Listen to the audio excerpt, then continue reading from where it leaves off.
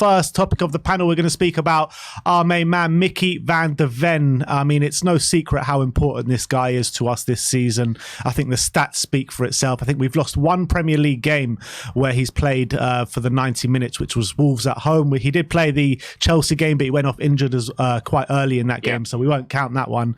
And there was obviously Man City in the Cup as well. But Ash, do you think that we are over-reliant on Micky? It looks crazy because that recovery run is crucial to the system and the way we set up. It allows our fullbacks to push up a little bit higher. And so therefore, when it does go into those channels, when the away opposition want to attack us, that's the space that Micky van de Ven has to come and cover. And to be fair, looking at the stats table, in terms of like how many shots we concede as a whole, it is quite low, but the type of chances we are giving up are quite dangerous on the whole. But Micky van de Ven has been crucial when he's been there. I feel like he saved us a lot of the times in those dangerous actions. I look at the Fulham game, for example, and we obviously bought Dragushin, who's not, I wouldn't say he's a left-sided centre back. I know he has played there in the past, but it was his first kind of full game in a Spurs shirt, and it was away from home. And I just thought there was times where I know he got hit in the nuts before. It's like, and everyone's complaining about his body shape and whatnot. I just thought if Micky was there, some of the those goals or those shots on goals might not have happened, and he would have been there to get a foot in, get a block in, because he's actually good at defending. I know we say like he's a speed merchant and everyone loves it, and he's like, I'm fast, boy, and you see him busting, but I just feel like, his actual tackling as well, the timing of his challenges, knowing where to be, I just think that side of his game, and he's quite, I wouldn't say aggressive, but he's not afraid to get his hands dirty. So and is very reliant on him at the moment, in my opinion, because of the system, the way it's set up, and it allows us to push up 2 or 3 yards higher up the pitch. But yeah, I don't know if we can go into the market and get someone of equivalent. Do you know what I mean? I don't think that's quite possible. So if we do get someone in to as cover or to challenge him in his position, I don't know if we can match his level or his ability. And also, I think he's only going to get better because aerially, I feel like he can improve 100%. As a centre back. And so if he improves that, you know what I'm saying, the world of his oyster. And also on the ball, I would like to see him. There's certain times I see Son making runs in behind, and I'm like, bro, just if you could just dink it over the top to Sonny. You know what I'm saying? I did see him try to do it against Forest at home, but it just didn't quite get there. So that's something maybe he could work on. But in terms of like carrying the ball out from the back, like being aggressive, good like dribbling skills, he's quite good technically on the ball as well.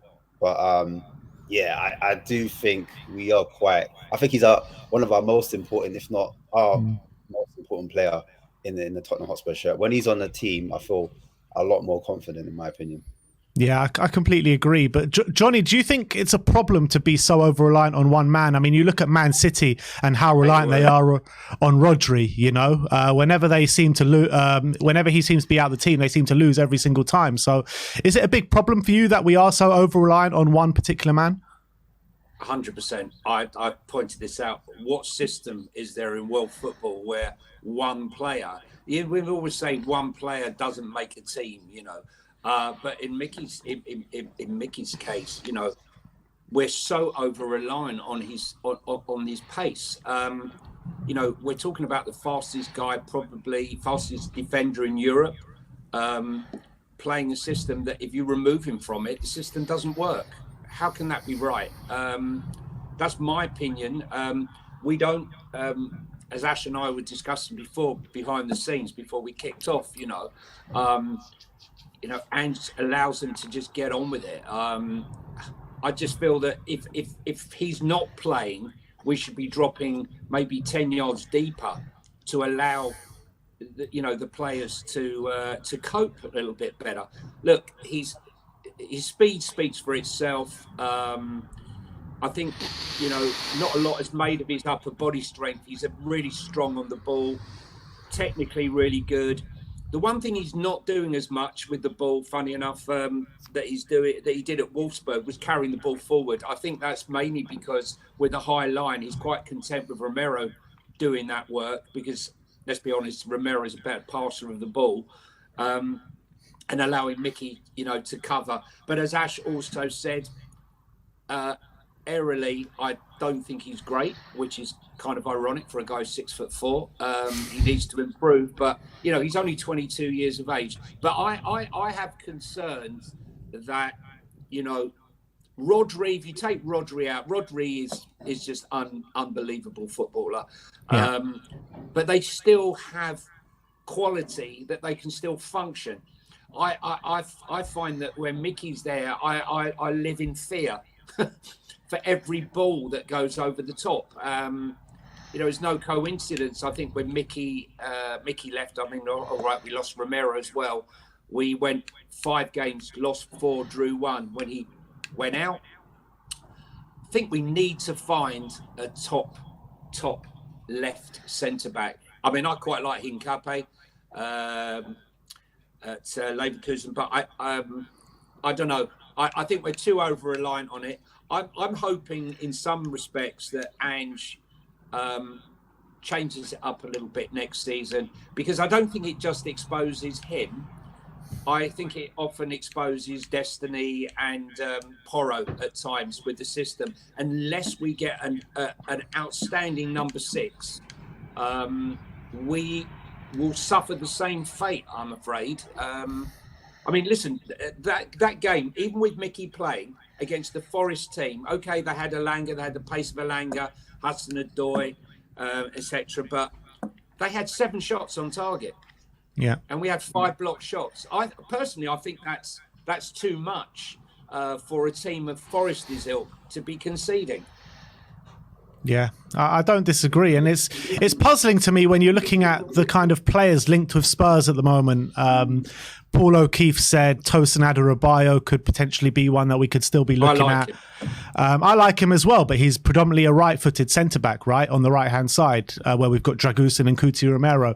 Mohamed Simikan has been linked with us today through Florian Plettenberg, another right-sided centre-back. So, I mean, it's puzzling to me why the right-sided players are being more linked with us than left-sided players at the moment, when it's clear that we need the left-sided player more.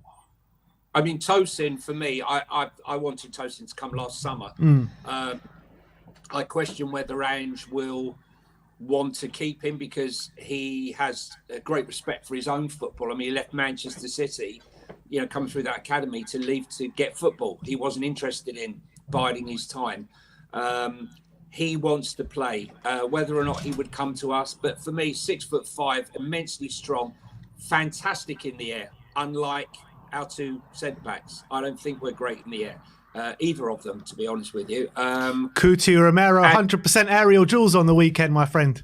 Yes, I know. Listen, I love Kuti, right? I mean, for me, Kuti is the man. I know Micky gets all the highlight, he gets the highlights and the fame, but we take Kuti out of that team, you'll see what happens. But I think we need depth here. We've all seen what happens. If Micky gets injured or Kuti gets injured, it's Pete Tom. Yeah, and that's putting it lightly. Sim, Jamie Redknapp was talking after the game, I think it was against Forest, or maybe even yesterday, he was talking about Micky van de Ven, and he says in the next 5-6 years he sees no reason why Micky van de Ven can't emulate Virgil van Dijk in the Premier League. What would you say to that? Well, we're going to have to win something if that's going to happen, that's for sure. I think in terms of a young centre-back in Europe right now, he's right up there for sure. I don't think many players are doing what he's doing in the Premier League, especially in his first season. He hit the ground running. You got to remember, last season was like his first or second season even in the Bundesliga. So the fact that he's come to the Premier League and just fitted right in and become such a quality and such an important player as we're talking about is extremely impressive. It's this level of consistency as well. I don't think he's had a bad game. I can't remember too many bad games he's had in a Spurs shirt. So, and even with those things that Ash and Johnny are talking about, these things he still can improve. It's scary that he's got even ways to go, to improve because of how good he currently is. In terms of the, can he match Van Dijk? I mean, I think Van Dijk is much better with his ability on the ball in terms of his passing ability, his threat from set pieces, all that kind of stuff. Like when Van Dijk plays a switcher play, he can play that with his eyes closed, and he can be so effective with that. Van de Ven hasn't really shown that ability just yet, so he's got to improve that. Obviously, defensively, I don't think Van Dijk maybe has the recovery pace of Van de Ven, but who does? But I don't think we can say Van de Ven is in the same bracket just yet as Van Dijk, but maybe in a few years. I mean, I don't see why not. If he keeps improving the way he is, and he really, if he starts to pass like Romero, if he learns how to pass from Romero and things like that, I mean, he could be one of the best centre backs in the world for sure, 100%. I wouldn't be surprised. In terms of the question, are we too reliant on Van de Ven? Well, at the beginning of the season, I used to think that, we had a way of playing under Ange, and we set up in a certain way, high line, in fullbacks inverting. We pretty much leave the two centre backs by themselves a lot of the time, just at the back, especially in transition. And I used to think we have a way of playing, but players like Van de Ven, with the pace he kind of has, they kind of accelerate the way we play because of his unbelievable attributes. So it enhances the system basically, but from what I've seen without Van de Ven, even that one game against Fulham where we had our first choice backline and just no Van de Ven, I'm starting to worry that we are too reliant on his attributes to make the defensive system work, and that would be a problem because you should basically have a way of playing that works, and the attributes of the defenders should enhance it. It shouldn't make the system; it should enhance the system, if you know what I mean. And I am a bit worried that with the fullbacks inverting and the space we leave out wide and the space we leave in behind as well, when we get hit in a transition, unless we have Van de Ven using that recovery pace, patrolling that whole back line, patrolling all that space, because he covers an astonishing amount of ground in such a short space of time, whether it be out wide or whether it be in behind. When we don't have that pace, we do seem to be we seem to be caught out even when he's there. So imagine when he's not there, how many times we get caught out. When he is there, we probably get caught out. Don't have to imagine it. We saw it for ourselves. We probably get caught out once or twice a game when he is there, and then when he's not there, we get caught out 5 or 6 times. And that is a big problem, and that's something that Ange does have to sort out, because you can't be solely relying on one player's attributes to make a system work. Yes, obviously, I think the profile of defender that Ange probably wants in that position is someone with pace. So it doesn't have to be Van de Ven pace, but pace, someone who's faster than your average striker or your average defender. So I guess when Van de Ven's come in, it's either been Ben Davis or it's been Dragoshin who's played in that position.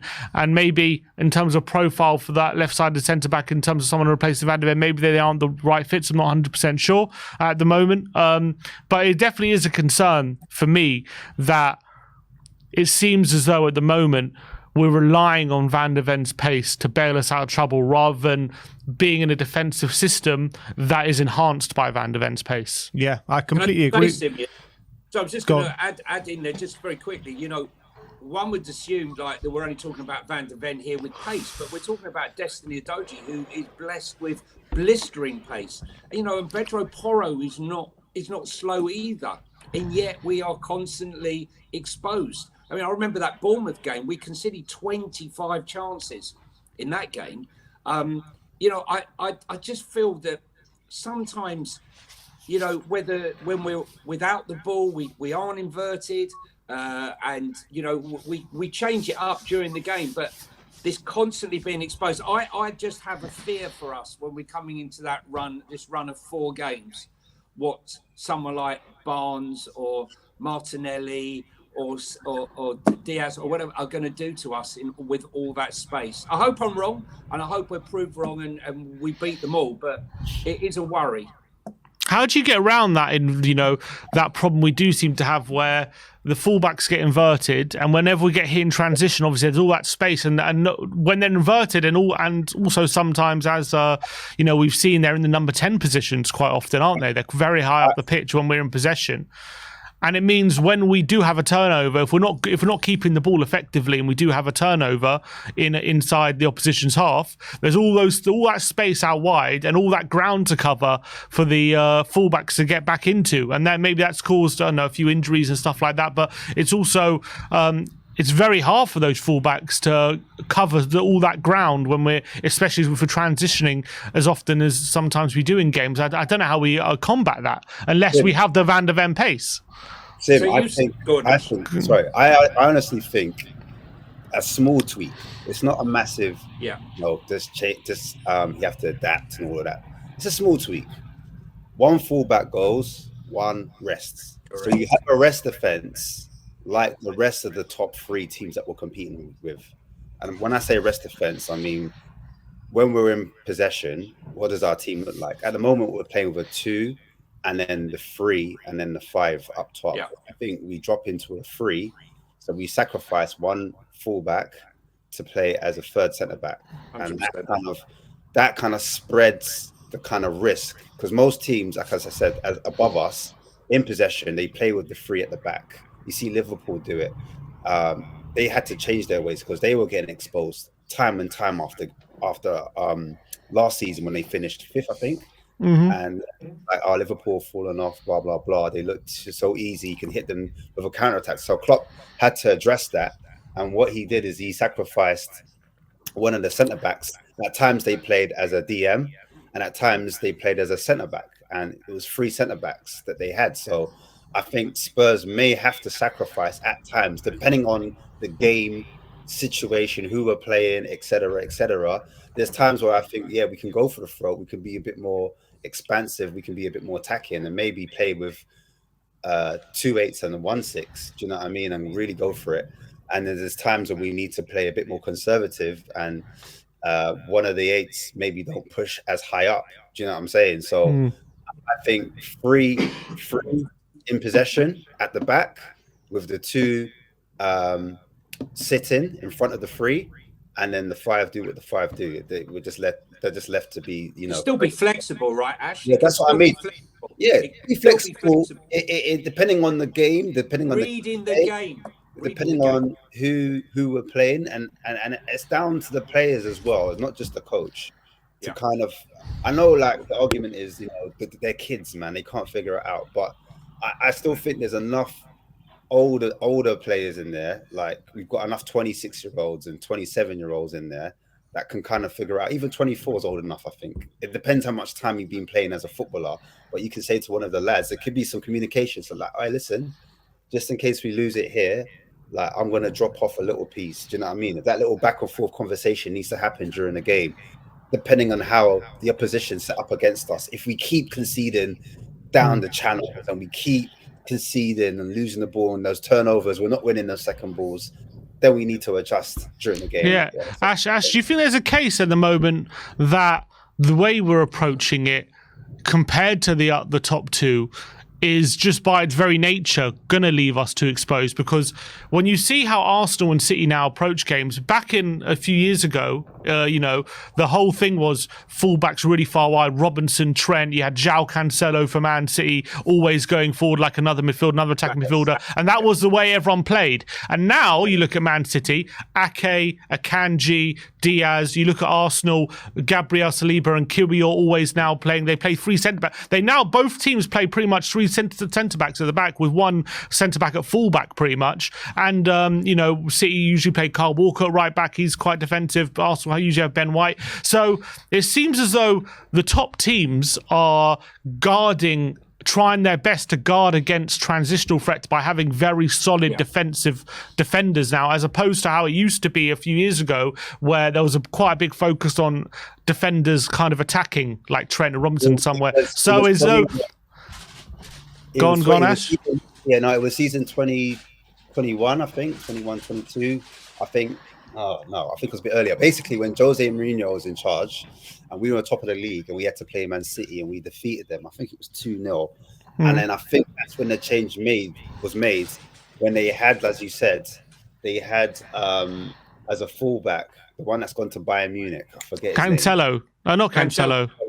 Cancelo. Yeah. It was Cancelo. They had remember there was a massive bust up between him and Pep. Pep had to change it, and he said, right, instead of having both my fullbacks be super aggressive, I keep getting exposed by Spurs' quick counter-attack, and I need to invert one of them and maybe play with a back three and be a little bit more solid. And I remember him changing Laporte for Stones, and he made Stones play like sometimes as a defensive midfielder and help with the build-up, but then also help with protection as well. But I saw after they made that tweak, they went on a beat and run. And I remember they were pushing in the table. They weren't really high up in the table. And all of a sudden, they went on a beat and run, and everyone was writing off City that season, and they went on to win the league. So I just honestly think at this point of time, we are still in that transitional phase. And I don't think Ange's getting too heavily involved, because you can see him on the sideline when he spoke about it. Yeah, you know, he doesn't get involved. He's got his hands. He doesn't really get involved, but he's got his hands in his pocket, and he's leaving them to it. The thing is, though, I mean, do you not think, Ash? Right, we could transition to three in the back, where we have a situation where Romero steps in as always a defensive midfielder as well to supplement or moves forward. I don't know. There's options. The one thing that really frustrates me about the team, and I wonder whether this is the reason why we have this fear of the counter attack. Ange encourages us to take risk from the back. We play with risk out from the back. He doesn't mind if you lose the ball, but you try and progress it. Same with our midfielders, with Sarr and Basuma, or trying to progress the ball forward. And yet, when we get to the edge of the box, we become risk adverse. We're not trying to penetrate the box. We play a lot of horseshoe football. Is that the fear sometimes that if we do lose the ball, like at Wolves, when we lose the ball, we run the risk of conceding a goal, which has happened more than one occasion. I need us to lose that fear, because if you play with fear in that final third, I think there's a reason why we've only had one penalty all season. We don't drive into the box. We pass our way around. I find it really frustrating, the final third football this season. But maybe there's a fear of actually losing that ball and having a counter attack.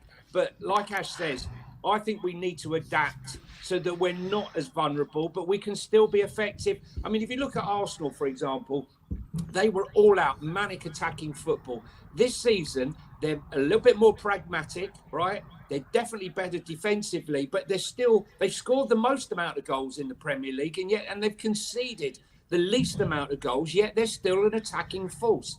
And I don't think we've got our balance anywhere near right at the moment. And I don't know whether that's players or the system or a combination of all three. I just want to add to that. I don't know, Ben and Sim, you can come in at any time, but I just think sometimes.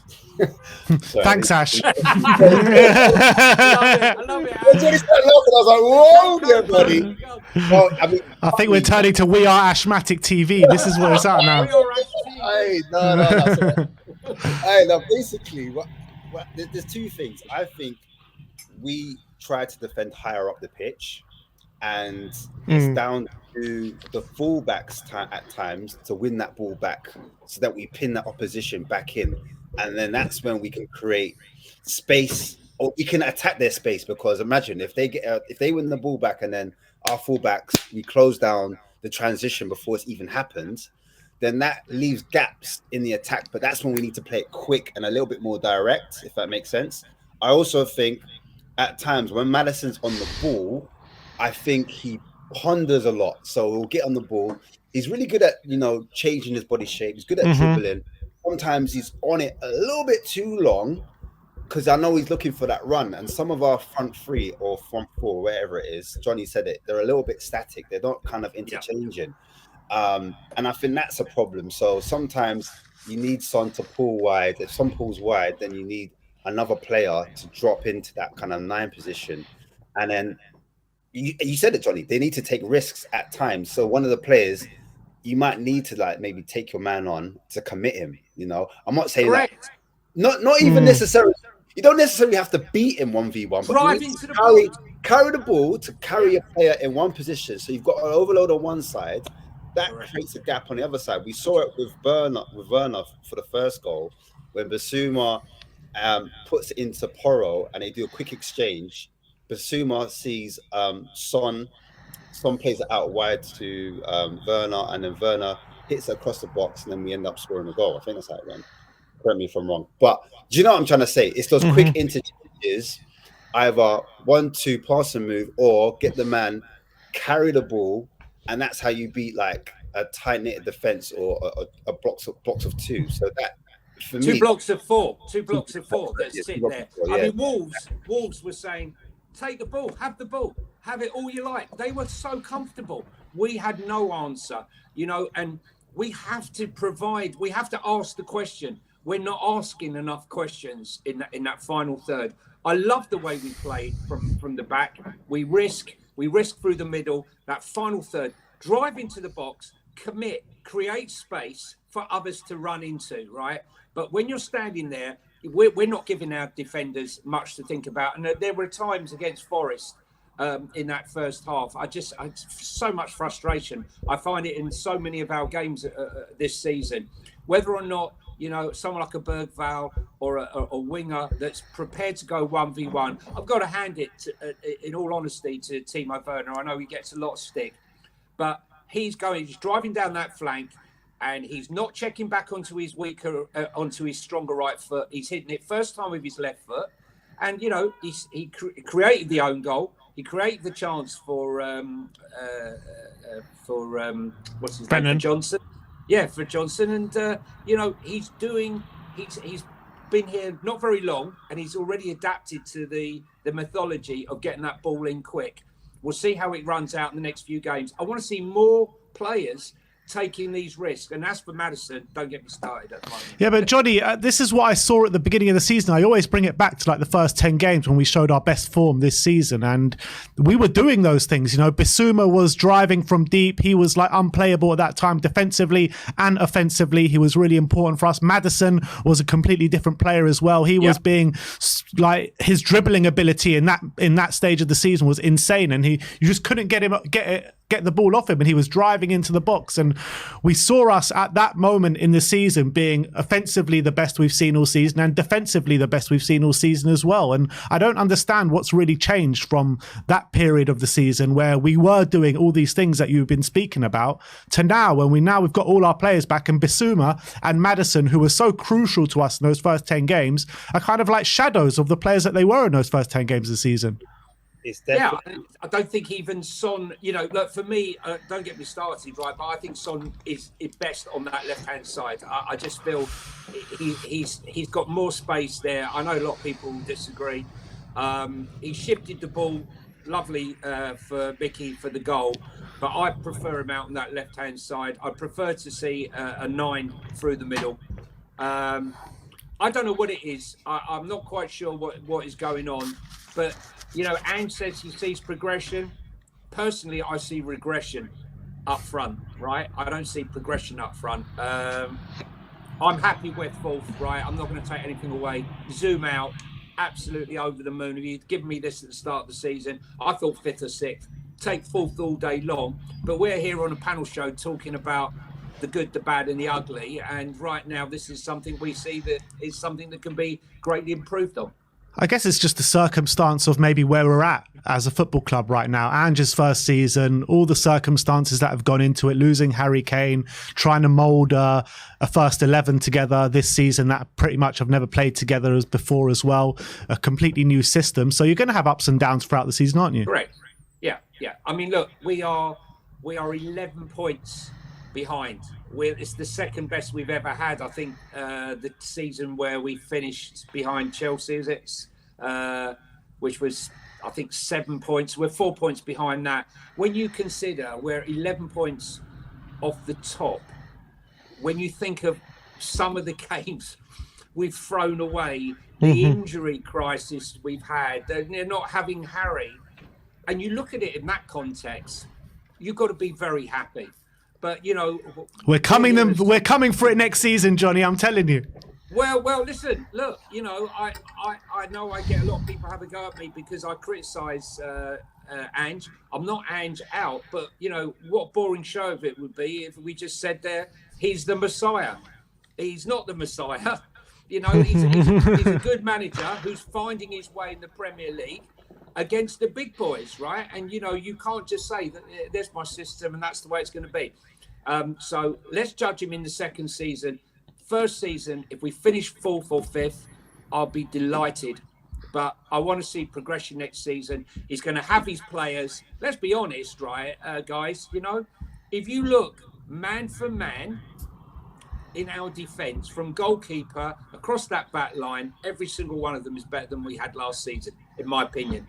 And yet, defensively, we're struggling in many, many games. And I don't think, man for man, we are worse than Arsenal defence, right? I don't. I really don't. I mean, Saliba is world-class. Gabriel is a very good player. Ben White's having a good season. But when I look at them individually, man for man, I don't think that they are that much a better defence than us. And I think it's the system that's letting the players down and our number 6. Yeah, but also you got to look at it is that when Arsenal are in the same stage as us, when Man City are in the same stage as us, when Liverpool are in the same stage as us, they're also leaking goals left, right and centre. So it's all about where we're at as a football club and where we got to get to. And I think we're on the right path. And I think we are showing signs of progression when you look at it objectively last season to this season. And if we show the same progression from this season to next season, then we'll be onto a very good thing. I hope so. I hope so, and I think we will improve. I mean, the fact that he says he's not interested in fourth place, he's only interested in winning titles and trophies. Music to our ears. Just hope, Ange, it all comes to pass.